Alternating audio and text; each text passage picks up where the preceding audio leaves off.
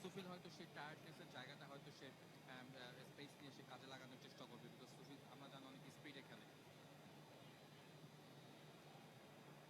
লম্বা করে ক্লিয়ার করবার একটা চেষ্টা, হেড, এবং কিছুটা গুছিয়ে নেবার চেষ্টা করবে নিশ্চয়ই সেকেন্ড হাফের শুরু থেকেই দুদল।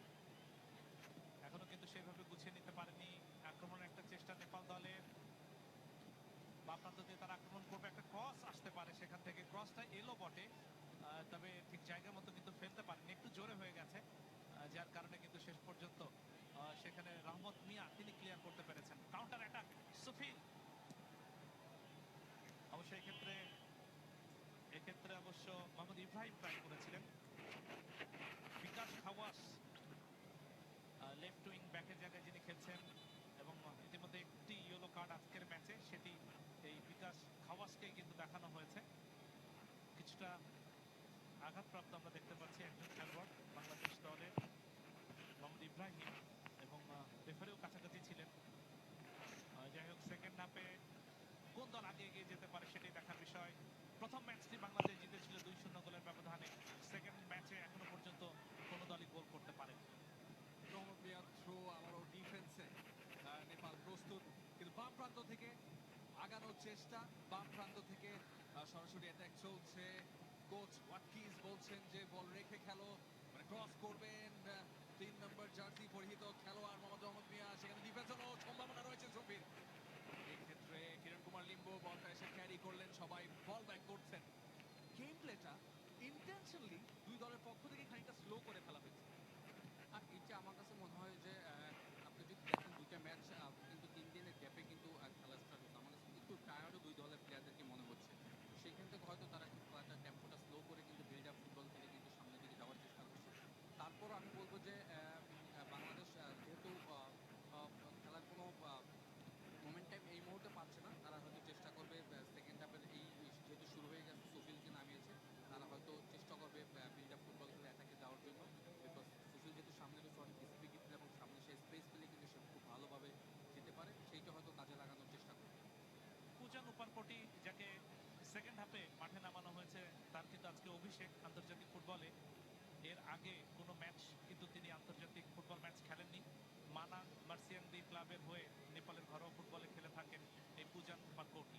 নিজেদের অর্থ থেকে আক্রমণে উঠবার একটা চেষ্টা নেপাল দলের, অবশ্য তারাও কিন্তু হোল্ড করার একটা প্রবণতা তাদের মধ্যেও আমরা দেখতে পাচ্ছি। যে দল বেশি সময় হোল্ড করবে, বলটা নিজেদের কাছে রাখবে, তাদের জন্য আক্রমণটা বিল্ড আপ করা একটু সহজ হয়ে যায়। জামাল ভুঁইয়া সামনে বাড়িয়েছেন, এবারে ডান প্রান্ত দিয়ে আক্রমণের চেষ্টা, কিন্তু পাঁচটা ঠিক জায়গায় দিতে পারলেন না, একটু জোরে হয়ে গেল। সেখানে খেলোয়াড় ছিলেন সাদউদ্দিন, তিনি কিন্তু বলেন নাগাল পেলেন না। দর্শকদের কিন্তু আমরা দেখতে পাচ্ছি যে তারা বিপুল উৎসাহ নিয়ে মাঠে এসছেন। গত ম্যাচে দুর্দান্ত ফুটবল খেলেছিল বাংলাদেশ, আজকেও তার পুনরাবৃত্তি হবে এরকম প্রত্যাশা নিয়ে তারা মাঠে এসছেন। যদিও সেই গত ম্যাচের ঝলকটা কিন্তু এখনো পর্যন্ত আজকে বাংলাদেশ দলের ফুটবলাররা মেলে ধরতে পারেন। লম্বা করে বাড়ানোর একটা চেষ্টা, বল দখলের একটা লড়াই, কিন্তু শেষ পর্যন্ত বাম প্রান্ত দিয়ে আক্রমণে উঠবে নেপাল দল। সেখানে দেখা যাক একটা ক্রস করতে পারেন কিনা, কিন্তু রক্ষণ ভাগ ক্ষেত্রে দৃঢ়তার পরিচয় দিচ্ছে এখনো পর্যন্ত। শেষ পর্যন্ত অঞ্জন বিস্তার, অভিজ্ঞ খেলোয়াড় অঞ্জন, তাকে ফাউল করা হলো। দ্রুত ফ্রি কিক করে কিন্তু আক্রমণ ওঠার একটা প্রবণতা এইরকম ক্ষেত্রে জাহিদ হাসান এমিলি যে দ্রুত ফ্রি কিকটা নিয়েই কিন্তু একটা ক্রস বাড়ানোর চেষ্টা আমরা অনেক সময় দেখে থাকি। এটার কারণ হলো যে আপনার তখন কিন্তু অপোনেন্টরা কিন্তু ডিসঅর্গানাইজ থাকে, সেই সুযোগটা কাজে লাগানোর জন্য কিন্তু কুইক কিন্তু তারা ফ্রি কিকটা করে দেয়। তো সেখান থেকে এবারে কিন্তু ডান প্রান্ত দিয়ে বেশ দ্রুত গতির একটা আক্রমণ আমরা দেখতে পাচ্ছি। দেখা যাক ক্রসটা ঠিক জায়গায় করতে পারেন কিনা। বাবায় শটটা নিলেন, নিজেই শটটা নিলেন। এক্ষেত্রে বিশ্বনাথ ঘোষ, রক্ষণ ভাগের খেলোয়াড়, ওভারল্যাপ করে উপরে উঠে এসেছিলেন এবং চমৎকার ভাবে কিন্তু একটা বাঁকানো শট নেবার চেষ্টা ছিল, নিজেই শটটা নিয়েছিলেন, তবে পোস্টে রাখতে পারেননি। পোস্টে রাখাটা জরুরি। গোল পেতে গেলে যত ভালো শটই হোক না কেন, যত ভালো প্রচেষ্টাই থাকুক না কেন, পোস্টে রাখতে হবে, তা না হলে কিন্তু গোল পাওয়া সম্ভব নয়। এই মুহূর্তে নেপাল নিজেদের অর্থ থেকে আস্তে আস্তে উপরে উঠবে এবং যেটা দরকার যে একটা গোল বের করে ফেললে অনেক সময় কিন্তু একটা দল অর্গানাইজড হয়ে যায়। আজকে দু দলের কোনো দলকেই কিন্তু জাহিদ হাসান এমিলি আমরা এখনো পর্যন্ত সেভাবে অর্গানাইজড ফুটবল খেলতে দেখিনি। আমি আপনার সাথে অবশ্যই একমত। গোল পেলে কিন্তু টিমের জন্য কিন্তু একটা মোমেন্টাম ফিরে আসে। তো সেখান থেকে থেকে কিন্তু দুই দলই চেষ্টা করছে আর কি বল বের করার জন্য। স্পেশালি কিন্তু বাংলাদেশ বেশ কয়েকবার কিন্তু অ্যাটাকে গেছে এবং তারা চেষ্টা করেছে কিন্তু তাদের অ্যাটাকগুলি ফিনিশ করার জন্য। ভালো ফিনিশিং হয়নি দেখেই কিন্তু এখন পর্যন্ত গোল আসেনি। নেপালও কিন্তু আপনার অর্গানাইজ ওয়েতে কিন্তু যাচ্ছে, বিল্ড আপ ফুটবল খেলার চেষ্টা করছে, তারা যাচ্ছে ছোট ছোট পাসে। দেখা যাক কি হয়। সেকেন্ড হাফের প্রথম কর্নার নেপালের অনুকূলে। দেখা যাক একটা কর্নার তারা এক্ষেত্রে অবশ্য কিছু একটা ঘটেছে মাঠের মধ্যে, সেটাই আপনাদেরকে বলবো। এক্ষেত্রে রেফারি মিজানুর রহমান তিনি কিন্তু ফাউলের সংকেত দিলেন। মিজানুর রহমান আজকের খেলা পরিচালনার দায়িত্বে রয়েছেন। প্রথম অবস্থায় কিন্তু কর্নারের একটা সংকেত আমরা দেখেছিলাম, পরবর্তীতে রেফারি কিন্তু সিদ্ধান্ত পরিবর্তন করে দিলেন, অর্থাৎ গোল কিক, যার কারণেই কিন্তু কিছুটা প্রতিবাদ হয়েছিল সমন্বয় ক্ষেত্রে নেপালি খেলোয়াড়দের পক্ষ থেকে। এবং ক্যাপ্টেন জামাল ভুঁইয়া সাধুবাদ জানালেন রেফারিকে ভালো সিদ্ধান্তের জন্য।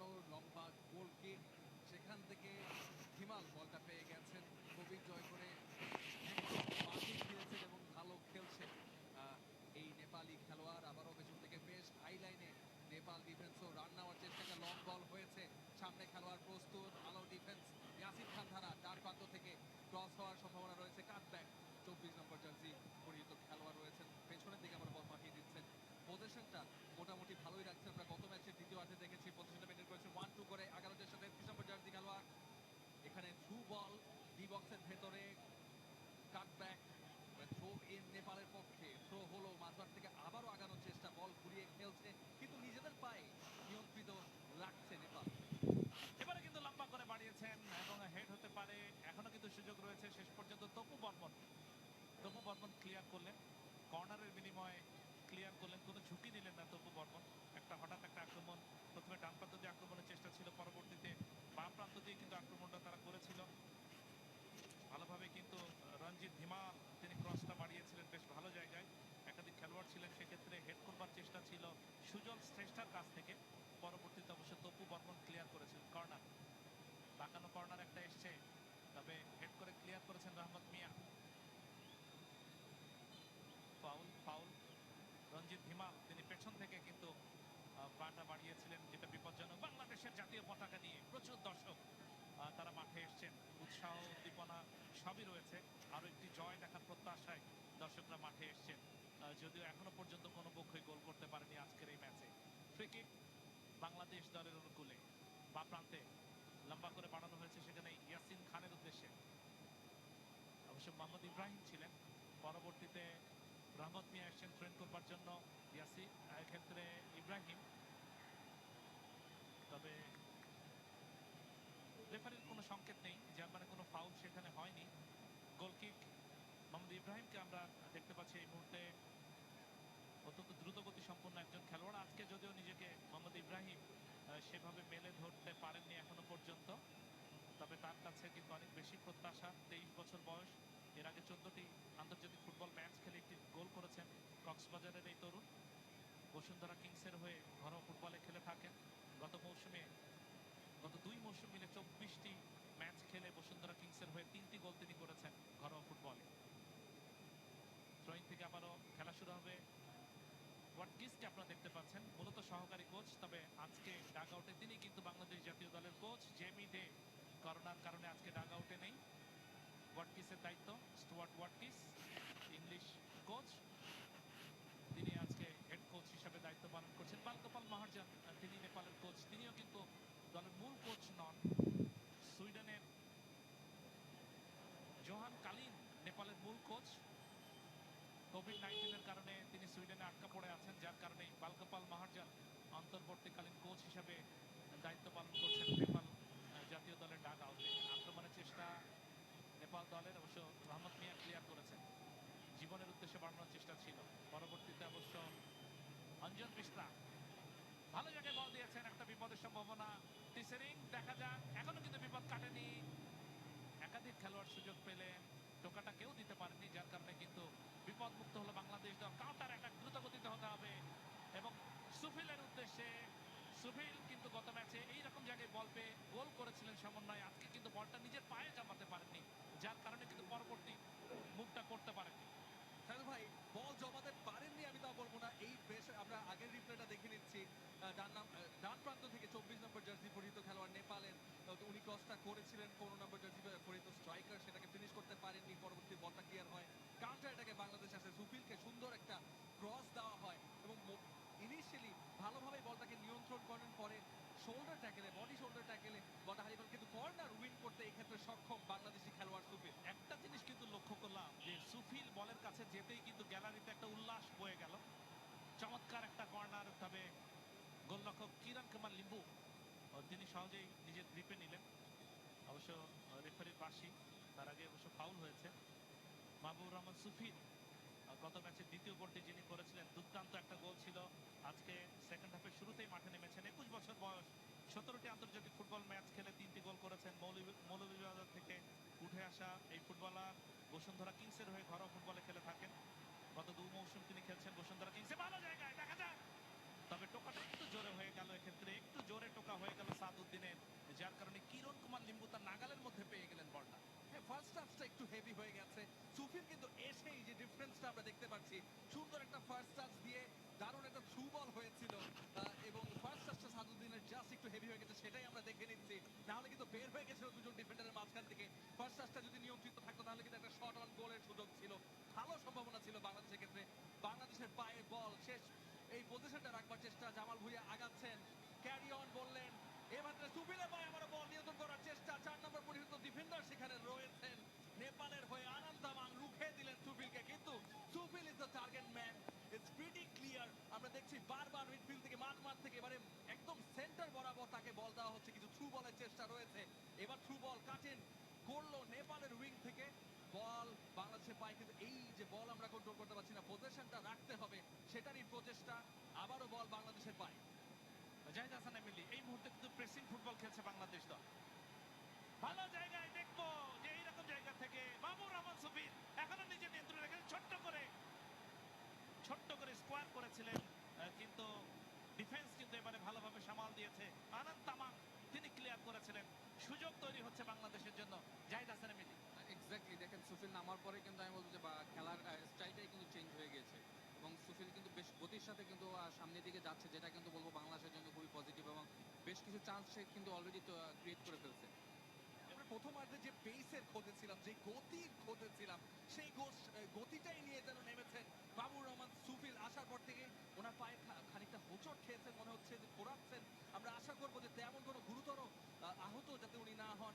আসার পর থেকে কিন্তু আমরা ইতিবাচক ফুটবল দেখতে পাচ্ছি বাংলাদেশ জাতীয় দলের পক্ষ থেকে। বেশ কয়েকটা কাটিন, এবার রহমত মিয়া লং থ্রো করবেন কিনা, খানিকটা ফেক করলেন, জামাল ভুঁইয়াকে বল কাটিন ক্রস করলেন ইনটু দ্য বক্স, হেডের সম্ভাবনা, লিম্বু পাঁচ out, ball out of bound, নিশ্চয়ই থ্রো ইন বাংলাদেশের পক্ষে। বিশ্বনাথ ওই পাশে চলে যাবেন।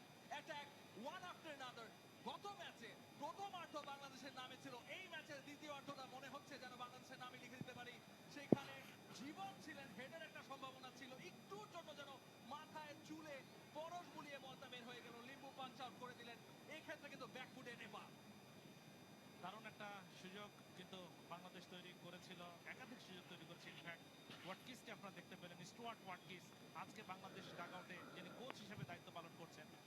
একাধিক চেঞ্জ হয়তো আমরা কিছু সময়ের মধ্যেই দেখবো বাংলাদেশ দলের।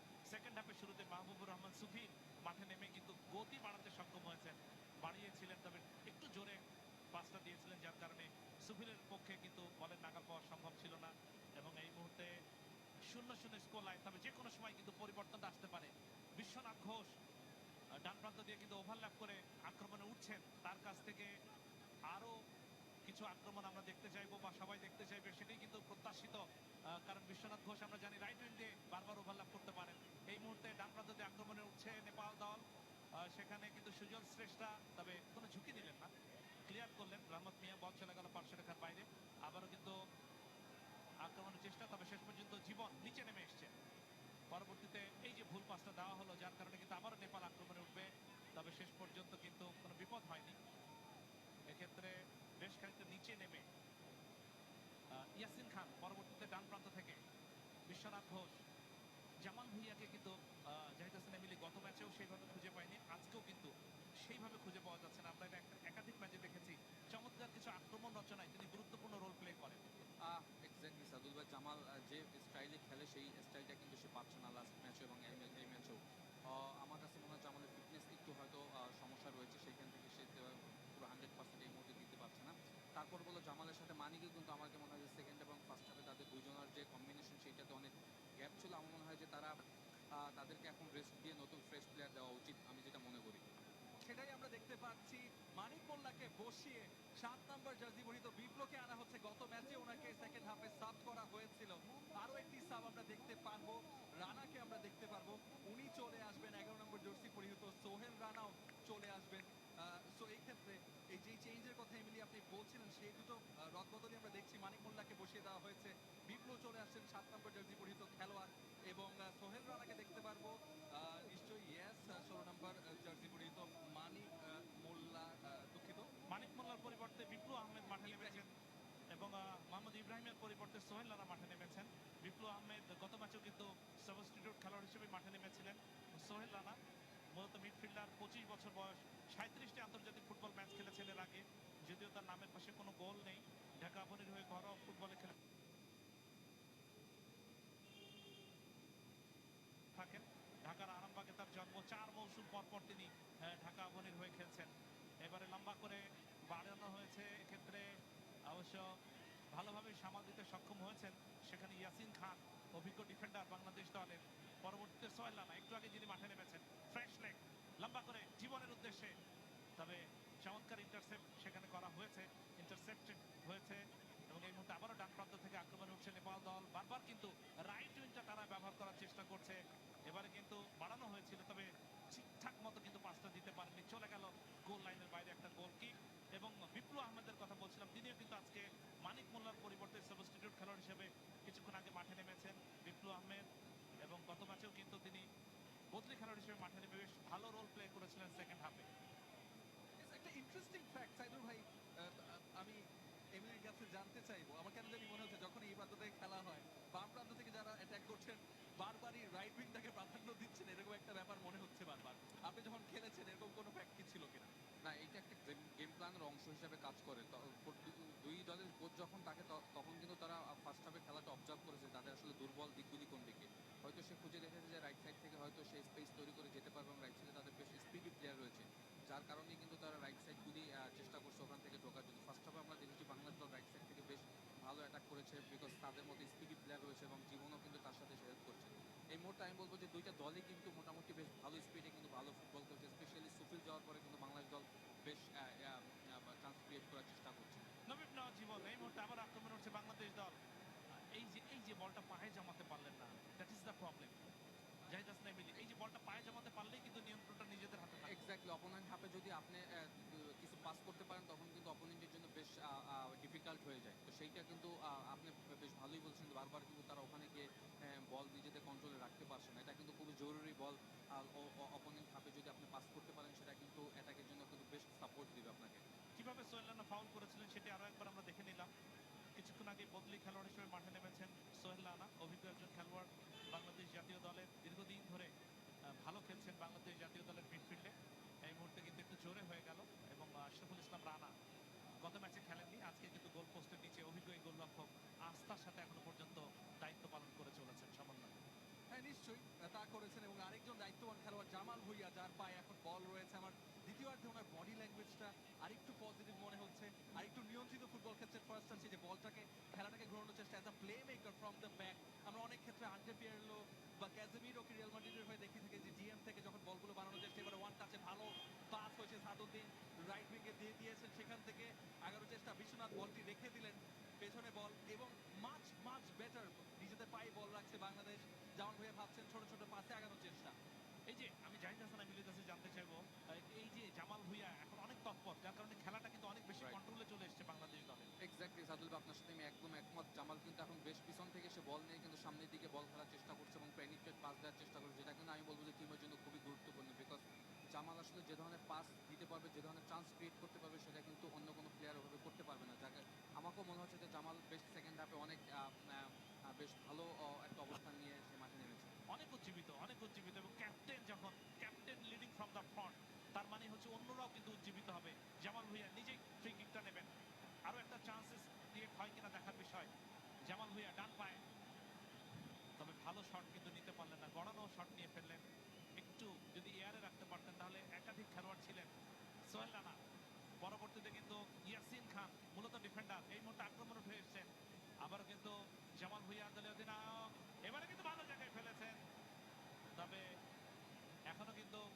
পুরোপুরি হারিয়ে যায়নি, তবে শেষ পর্যন্ত রক্ষণ ভাগ দৃঢ়তার পরিচয় দিয়েছে। এক্ষেত্রে আরিক বিস্তা ক্লিয়ার করেছে, ডান প্রান্ত দিয়ে আক্রমণ হচ্ছে নেপাল। তবে শেষ পর্যন্ত চমৎকার ব্যাকহিট আমরা রহমত মিয়ার কাছ থেকে দেখলাম। এই যে জামাল ভুঁইয়া একটু আগে কিন্তু আক্রমণে ছিলেন, এখনই কিন্তু ডিফেন্সে চলে এসেছেন। দারুণ তৎপরতা দলীয় ক্যাপ্টেনের কাছ থেকে। আবারও জামাল ভুঁইয়া, রহমত মিয়া, আশরাফুল ইসলাম রানা ভালো কোনো ঝুঁকি না নিয়ে বরং সেফ জোনে সেফ কাস্টডিতে গোলরক্ষকের কাছে বলটা জমা দিলেন। আবার সময় নিয়ে ডান প্রান্ত দিয়ে আক্রমণ উঠবে বাংলাদেশ। কিছু পাঁচ যদি নিজেদের মধ্যে খেলে খেলাটা বিল্ড আপ করে তারপরে আক্রমণ ওঠে Bangladesh, that would be fine I think. Much more control football দ্বিতীয়ার্ধে আমরা দেখছি বাংলাদেশের পক্ষ থেকে। আপনার বড় খেলোয়াড়, আপনার অধিনায়ক যখন মাঝ মাঠে যে রয়েছে, সে যখন প্রাধান্য বিস্তার করে, সে যখন নিয়ন্ত্রণটা নিয়ে ফেলে, আমরাও দেখছি যে বারবার দেখছি যে এবার মিডফিল্ডের টার্গেট ম্যান একদম। আমরা আগেও দেখেছি জামাল ভুঁইয়াকে ঘিরে ঘিরে কিন্তু বলটা দেওয়া হচ্ছে প্লে মেক করার ক্ষেত্রেও এবং ডিফেন্সকে খেলানোর ক্ষেত্রেও বলি। এটা হওয়ার একটা কারণ হচ্ছে আমার কাছে যেটা মনে হয়, সোহেল যখন মাঠে ইন করে তখন কিন্তু পুরো মিডফিল্ডটা কিন্তু একটা কন্ট্রোলে চলে আসে, যেটা লাস্ট ম্যাচেও কিন্তু হয়েছিল। মিডফিল্ড সোহেল রানা অবশ্যই ক্রিয়েটিভ প্লেয়ার এবং সে কিন্তু জানে কীভাবে গেম কন্ট্রোল করতে হয়, এবং সে তার এবং জামালের ভিতরে একটা বেশ ভালো কম্বিনেশন রয়েছে আমার কাছে মনে হয়, যার কারণে জামাল হয়তো তার মোমেন্টাম ফিরে পেয়েছে। দারুণ দারুণ এই মুহূর্তে আবারও সেই সোহেল রানা, যার কথা একটু আগে আমরা বলছিলাম, এবং লম্বা করে বাড়িয়েছেন। এবারে কিন্তু জীবন ভালো জায়গায়, সুফিল কিন্তু এরকম জায়গায় বল পেয়ে গত ম্যাচে গোল করেছিলেন। নবীন জীবন গতিটা কিন্তু তার সেই রকম নয়, এইরকম জায়গায় কিন্তু একজন খেলোয়াড়ের গতি কাজে লাগে। ডান পায়ে গড়ানো শট, তবে সামনে ডিফেন্স লাইন, একটা স্ট্রং ডিফেন্স লাইন ছিল, সেটাকে ভেদ করতে পারেননি। ব্যাকপাস থেকে আবারও নিজেদের নিয়ন্ত্রণে রয়েছে জামাল ভুঁইয়া, একেবারে উজ্জীবিত ফুটবল খেলছেন, খেলাটাকে তৈরি করছেন জামাল ভুঁইয়া, কোনো সন্দেহ নেই। ব্যাকপাস আবারও সময় নিয়ে মোহাম্মদ, এক্ষেত্রে ইয়াসিন খান, ডান প্রান্তে রহমত মিয়া, সামনে বাড়িয়েছেন জীবনের উদ্দেশ্যে। জীবন কিন্তু শেষ পর্যন্ত বলের নিয়ন্ত্রণ রাখতে পারলেন না। দুজন খেলোয়াড় ছিলেন রক্ষণ ভাগে, এবং অঞ্জন বিস্তা তিনি শেষ পর্যন্ত কিন্তু ভালো জায়গায়। নেপালের আক্রমণ, বিপজ্জনক পরিস্থিতি, ডান পায়ে শটটা নিলেন বটে, একেবারে দুর্বল একটা শট। অন্তত অভিজ্ঞ আশরাফুল ইসলাম রানাকে এই ধরনের শটে পরাভূত করা সম্ভব নয়। বাংলাদেশ ফুটবল ফেডারেশনের সভাপতি কাজী মোহাম্মদ সালাউদ্দিনকে আরো একবার আমরা স্ক্রিনে দেখতে পাচ্ছি এই মুহূর্তে, যিনি আজকের এই ম্যাচ উপভোগ করছেন। একই সাথে ফুটবল ফেডারেশনের অন্যান্য কর্মকর্তারাও কিন্তু আজকে স্টেডিয়ামে বসে এই ম্যাচ উপভোগ করছেন। সামান্য আমরা জানি যে গত ম্যাচ জেতার পর কাজী মোহাম্মদ সালাউদ্দিন 10 লক্ষ টাকার প্রাইজ ঘোষণা করেছিলেন বাংলাদেশ জাতীয় ফুটবল দলের জন্য। ঠিক তাই, এবং এর জন্যই বাংলাদেশ ফুটবল ফেডারেশনকে সাধুবাদ জানাতে হবে, কাজী মোহাম্মদ সালাউদ্দিনকে সাধুবাদ জানাতে হবে। আমাদের ফুটবলের সেই আমলের বড় তারকা কাজী মোহাম্মদ সালাউদ্দিন, বিগ স্টার, এবং উনি আসলে আমাদের ফুটবলকে লিড করে নিয়ে যাচ্ছেন।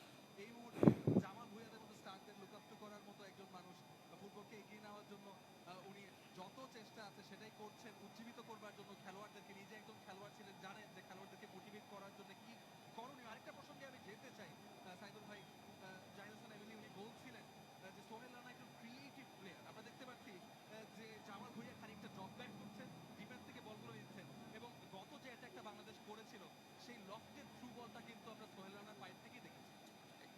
এক্স্যাক্টলি, সোহেল আসলে আমি যেটা বললাম যে সোহেল ও বল পায়ে নিয়ে খেলতে পারে, অপোনেন্ট হাফে কিন্তু সে ক্রিয়েটিভ পাস দিতে পারে, সব ধরনের ক্যাপাসিটি তার ভিতরে রয়েছে। এবং আমার কাছে যেটা মনে হয় এই মুহূর্তে বাংলাদেশ দল যে ম্যাচ কন্ট্রোলটা করেছে বিকজ অফ সোহেল রানা এবং বিদ্যুৎ চেঞ্জিং। আবারও কিন্তু নেপালের আক্রমণের চেষ্টা, এবং এই মুহূর্তে সেখানে সুজন শ্রেষ্ঠা, অবশ্য সুজনকে ফাউল করা হলো।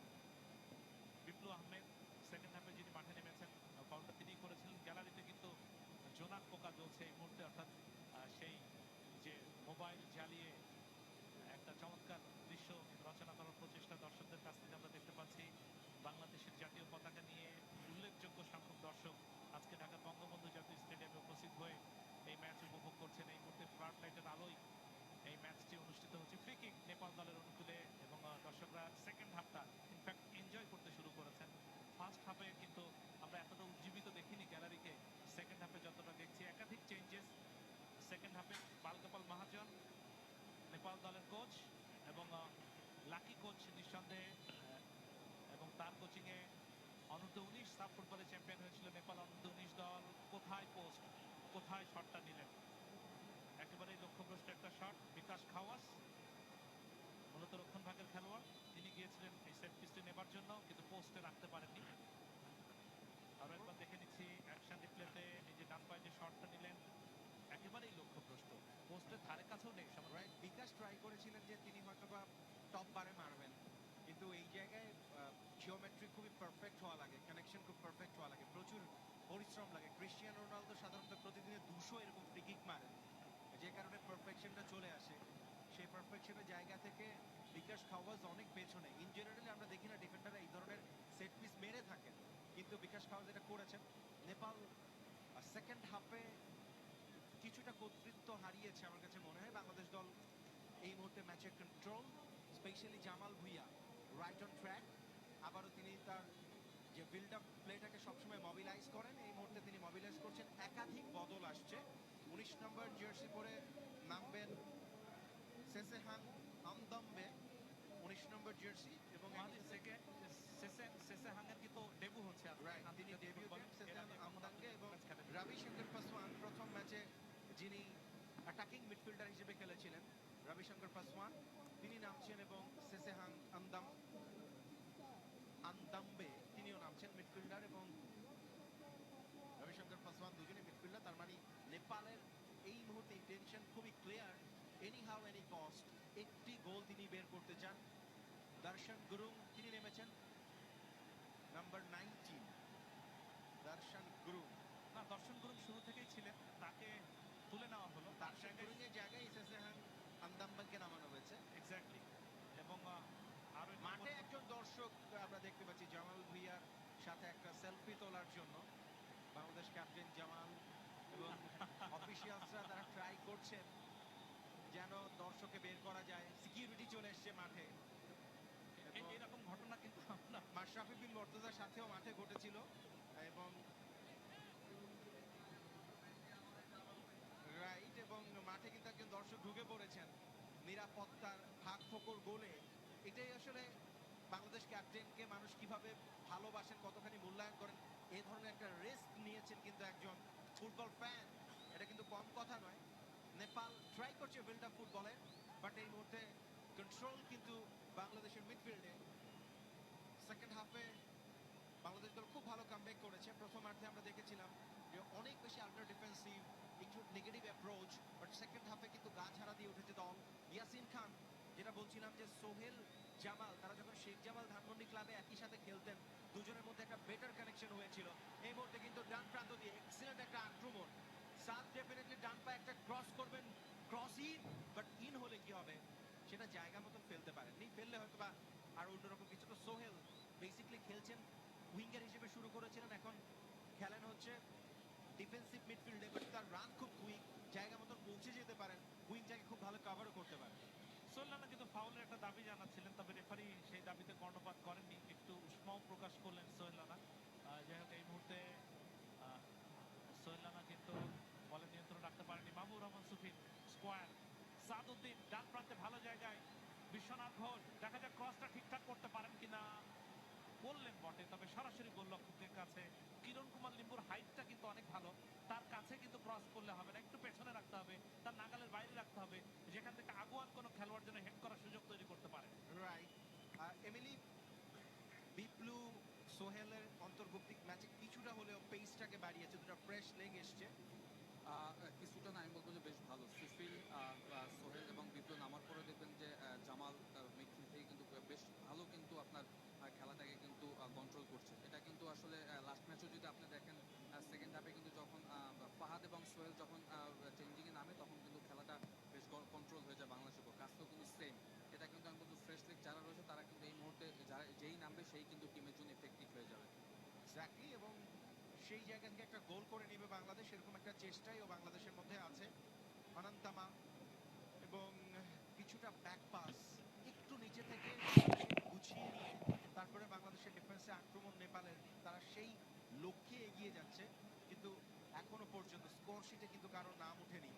আমরা দেখছিলাম সেখানে রবিশঙ্কর পাসওয়ান এই মুহূর্তে কিন্তু বলটা ভেতরে ঢুকিয়েছেন, নেপালের তিনজন আছেন, কিন্তু বিপ্লু আহমেদ কন্ট্রোল তার, এক্সিলেন্ট একটা বডি টার্ন, এবং সোহেল এক্সপিরিয়েন্স ক্যাম্পেইনার, ম্যাচের এনভায়রনমেন্ট রিড করতে পারেন, ডিমান্ড রিড করতে পারেন, সেইভাবে কিন্তু তিনি নামার পরে খেলার মধ্যে একটা পেস জেনারেট হয়েছে। কোভিডের কারণে কিন্তু বেশ কজন অভিজ্ঞ নেপালি খেলোয়াড় তারা এই সিরিজে খেলতে আসেননি। রোহিত চাঁদ, বিমল ভারতী মাগান, সুনীল বাল, বিকেশ কুথু তারা আসেননি। তবে দুজন খেলোয়াড়ের কিন্তু আজকের ম্যাচে ডেবু হয়ে গেল নেপাল জাতীয় দলের পক্ষে। পুজাং উপারকোটি এবং সেসেহাং তারা দুজনে কিন্তু প্রথমবারের মতো কোনো আন্তর্জাতিক ফুটবল ম্যাচ খেলতে মাঠে নেমেছেন। তাদের জন্য স্মরণীয় হয়ে রইবে আজকের এই দিনটি। এবং এই মুহূর্তে ফ্রি কিক, জামাল ভুঁইয়া সেখানে কিক নেবার জন্য প্রস্তুত। তবে আরিক দিস্তা মূলত মিডফিল্ডার, তিনি ফাউলটা করেছিলেন। এই মুহূর্তে এখনো কিন্তু সুযোগ রয়েছে, দেখা যাক পরবর্তীতে জীবন। অবশ্য জীবন নিজের নিয়ন্ত্রণ নিতে পারলেন না। একাধিক জীবন খেলোয়াড়- ছেড়েছিলেন কিন্তু তাকে সাপোর্ট করার মতন বক্সে আর কেউ নেই, জায়গা মতন ছাড়তে পারেননি। কিন্তু নেপাল কুইক কাউন্টার, একটা ভালো বল এসেছে, মেজারমেন্ট ভালো না, ঠিক জায়গায় দিতে পারেননি। ওপরে কিন্তু নবযুগ শ্রেষ্ঠ তিনি রেডি ছিলেন, কিন্তু বলের পেসটাকে তিনি ধরতেই পারেননি। জামাল ভুঁইয়া জামাল ভুঁইয়া অনেকক্ষণ কিন্তু পরে আমরা জামালকে দেখতে জামাল পাচ্ছি। ভুঁইয়া কিন্তু যদি উপরে খেলেন, একটু ডিফেন্সিভ মিডফিল্ড পজিশনে না খেলে অ্যাটাকিং মিডফিল্ড পজিশনে যদি তাকে আমরা দেখি, তিনি কিন্তু অনেক বেশি চান্স ক্রিয়েট করতে পারবেন। সেই একটু ব্যাপারে আগে কোনো সন্দেহ নেই। একটু আগে জাহিদ হাসান এমিলি যে কথাটা বলছিলেন যে জামাল ভুঁইয়া যে পেনিট্রেটিং পাসগুলো দেন অনেক বেশি অ্যাকুরেট হয়, আক্রমণে কিন্তু অনেক বেশি রোল প্লে করে সেই পাসগুলো। বাট জামালের খেলার যে ধরন, সেই ধরনের সে ডিফেন্সিভ মিডফিল্ডার একটু নিচ থেকে বেশি বল নিয়ে খেলতে চান। যত বেশি বলের সাপ্লাই বা তিনি আক্রমণটা শুরু করে দিতে পারেন, সেই ব্যাপারটা চিন্তা করেন। নেদারল্যান্ডসের ফ্র্যাঙ্কি ডি ইয়ং যেমন, তাকে একটু উপরে খেলালে তিনি সেই খেলাটাকে পছন্দ করেন না, তার নিজের অরিজিনাল পজিশনের জায়গা নয়। জামাল সেটাই করেন, নিচ থেকে যত বেশি বল নিয়ে তিনি উপরে উঠতে পারেন, বেশি বল পায়ে রাখতে চান।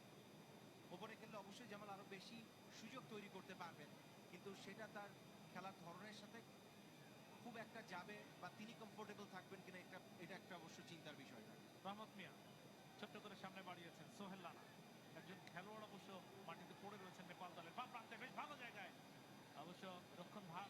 এক্ষেত্রে অবশ্য দৃঢ়তার পরিচয় দিল বিকাশ খাওয়াস। কোনো ঝুঁকি নিলেন না, কারণ সুফিলের গতিটা তিনি জানেন। একবার বলটা হারিয়ে ফেললে গতিতে কিন্তু তাকে বিট করতে পারবেন না, বিপদ হতে পারে তাদের জন্য, যেটা গত ম্যাচে তারা দেখেছে। একটা গোলও হজম করতে হয়েছে সেকেন্ড হাফে, যার কারণে কিন্তু বিকাশ খাওয়াস কোনো ঝুঁকি নিলেন না। চোখে কিছুটা আঘাত পেয়েছেন এক্ষেত্রে, এবং যার কারণে কিন্তু খেলা আপাতত বন্ধ। রেফারিও সেখানে ছিলেন।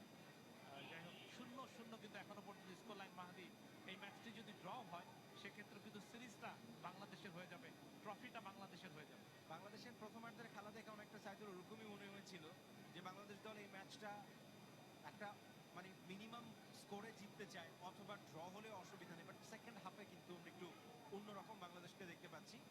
আমরা যেই বিষয়টা নিয়ে আলোচনা করছিলাম যে সুফিল প্রথম ম্যাচে যে গোলটা করেছিলেন লেফট উইং দিয়ে, একটা ডিরেক্ট রান, অনেকখানি ডায়াগোনালি সরে গিয়ে প্রেস করেছিলেন পোস্টে, সেখানে দুজন ডিফেন্ডার, স্পেশালি 3 নাম্বার জার্সি পরে যিনি খেলেন অজিত ভান্ডারি কিন্তু কোনোভাবেই চ্যালেঞ্জই করেননি সুফিলকে। আজকে দুবার সেরকম সিচুয়েশন তৈরি হয়েছে, কিন্তু তাকে কিন্তু চ্যালেঞ্জ জানানো হয়েছে, তিনি কিন্তু একদমই বাধা ছাড়া ভেতরে ঢুকতে পারেননি, যে কারণে আজকে সেই কাজটা সহজ হবে না। পুজাং উপারকোটি ডেবুট্যান্ট, তিনি কিন্তু মাঠের বাইরে চলে গেলেন। চোখে কিছুটা ব্যথা পেয়েছিলেন বা আঘাত পেয়েছিলেন, যার কারণে তিনি বাইরে চলে গেছেন। প্রাপ্তান্ত দিয়ে বাংলাদেশ, দেখা যাক। রহমত মিয়া ব্যাক পাস করলেন জীবন, এখনো কিন্তু সুযোগ, ভালো জায়গায়। এবং বাংলাদেশের আক্রমণ তবে পিছিয়ে দিলেন কিছুটা, একটু সময় নিয়ে, সেটাও খারাপ নয়। বিশ্বনাথ লম্বা করে বাড়ালেন, কিন্তু কাকে দিলেন, কোথায় দিলেন, কেউ ছিলেন না। বল চলে গেল গোল লাইনের বাইরে। মাহবুব রহমান সুফিনকে দেখতে পাচ্ছেন, গত ম্যাচে যিনি দুর্দান্ত গোল করেছিলেন। সেকেন্ড গোল ছিল মনে রাখার মতো একটা গোল। এবং দু মৌসুম আগে তিনি কিন্তু আরামবাগের হয়ে খেলতেন, তখন মারুফুল হক সেখানে আরামবাগের কোচ ছিলেন। জিপিএস ইউজ করেছিলেন খেলোয়াড়দের গতি মাপার জন্য। সেখানে দেখেছিলেন 32 কিলোমিটার পার আওয়ার সুফিলের গতিবেগ। রাইট, এবং সুফিল কুইক একজন প্লেয়ার। এমনি যেটা আমরা বলছিলাম যে দুই দলের ডিফেন্স লাইন সলিড ছিল, কিন্তু তারা কি ম্যান মার্ক করছে না, জোনাল মার্কিং আছে, এই বিষয়টা খুব একটা স্পষ্ট করে বোঝা গেল। না, এক্স্যাক্টলি। আপনি যদি দেখেন পুরো ম্যাচ এখন 80 মিনিট পর্যন্ত দুইটা দলই কিন্তু চেষ্টা করছে তাদের ডিফেন্স লাইন যেন কোনোভাবেই ব্রেক না হয়। সেইখান থেকে আমি বলবো যে দুইটা দল বেশ ভালোভাবে সেই কাজটা করেছে, যার কারণে কিন্তু এখন পর্যন্ত কোনো ওপেন চান্স কিন্তু কেউই ক্রিয়েট করতে পারেনি, বিকজ দুইটা দলই কিন্তু ডিফেন্ডিং লাইনটা ছিল বেশ ভালো। বিকজ আপনি যদি লাস্ট ম্যাচ দেখেন, নেপাল কিন্তু বেশ ডিফেন্ডিং লাইনে বেশ পোর ছিল, সেই জায়গাগুলি কিন্তু তারা আজকে হোমওয়ার্ক করে বেশ ভালো রিকভার করেছিল। এবার কিন্তু চমৎকার একটা আক্রমণ নেপালের, এখনো পর্যন্ত বলের দখল আছে। এক্সিলেন্ট ড্রিবল ব্রডি ডস, এই মুহূর্তে কিন্তু রবিশঙ্কর পাসওয়ান পাপায় ছাড়বেন, বক্সের ভেতরে ছেড়েছেন, হেড হয়েছে, কাউন্টার অ্যাটাকে বাংলাদেশ। মাহবুবুর রহমান সুফিল, তিনি কিন্তু বলে দখল হারিয়েছেন। সুফিল বল পেলে কিন্তু গ্যালারিতে বাড়তি উত্তেজনা আমরা লক্ষ্য করি, অর্থাৎ দর্শকদের প্রত্যাশা যে তিনি তার গতি দিয়ে ডিফেন্স লাইনকে বিট করতে পারবেন। তবে এক্ষেত্রে নেপালি ডিফেন্স লাইন কিন্তু খুবই সতর্ক, ভেরি কশাস তারা, কারণ গত ম্যাচের অভিজ্ঞতা তাদের রয়েছে।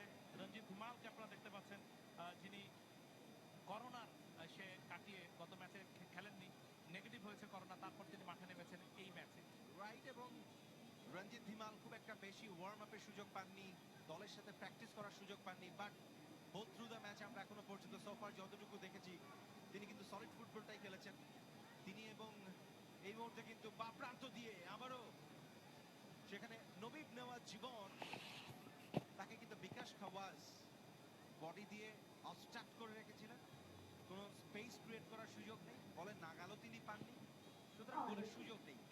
83 মিনিটের খেলা চলছে, বাংলাদেশ 0 নেপাল 0।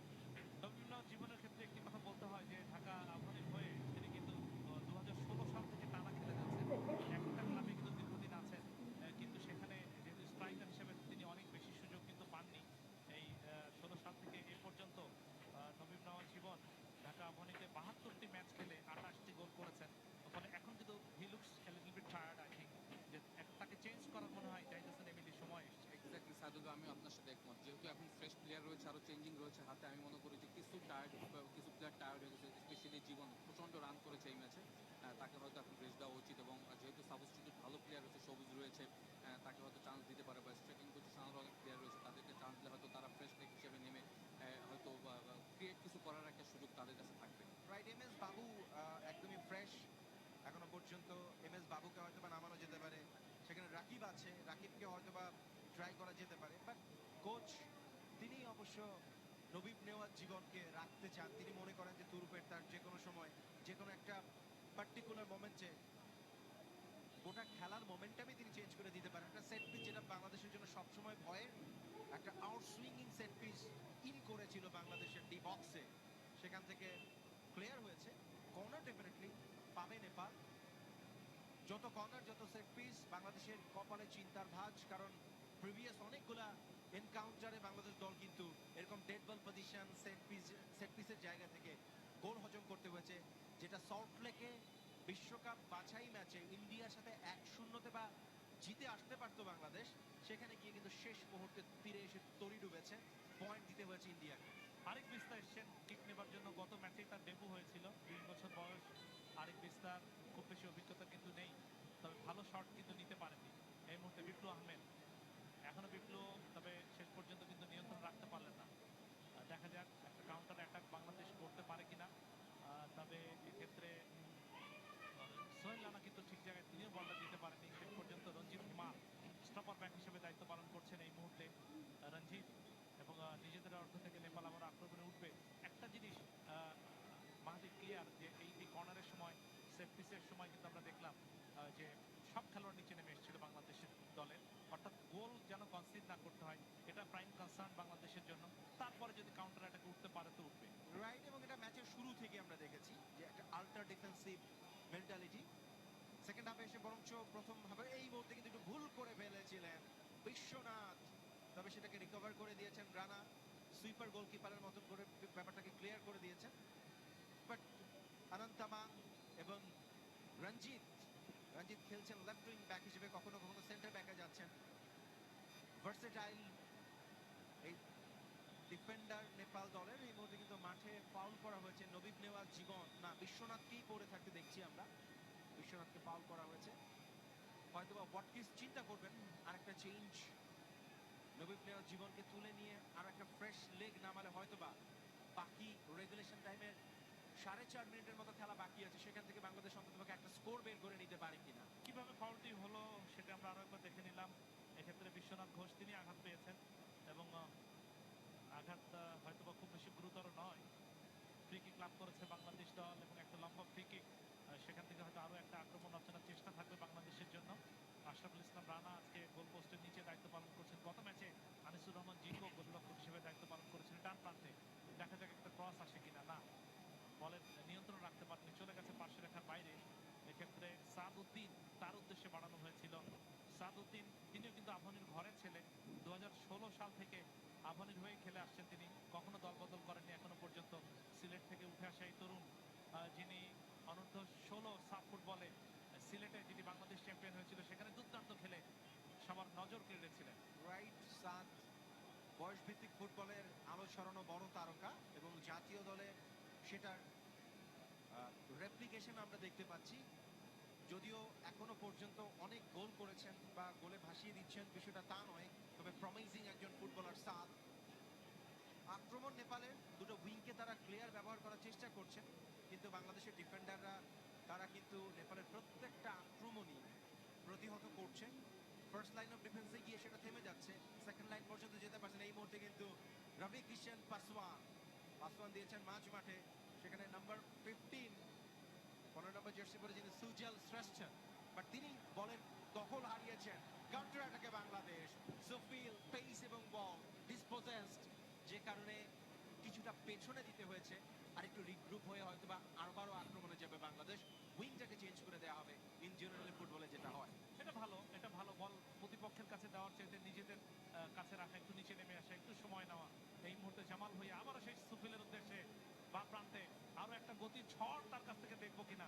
এবার কিন্তু অফ সাইডের হাতে পড়লেন সাদউদ্দিন। তিনি একটু আগে কিন্তু রাইট উইং এ দেখছিলাম, এখন কিন্তু লেফট উইং এ চলে এসেছিলেন।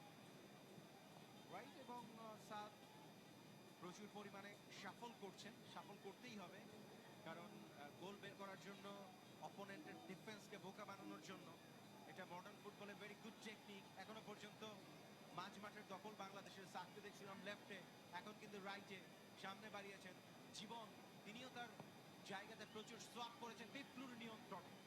বিপ্লুকে বাধা দেওয়া হচ্ছে, দুজন ডিফেন্ডার, কিন্তু বাংলাদেশের দখলেই বল আছে।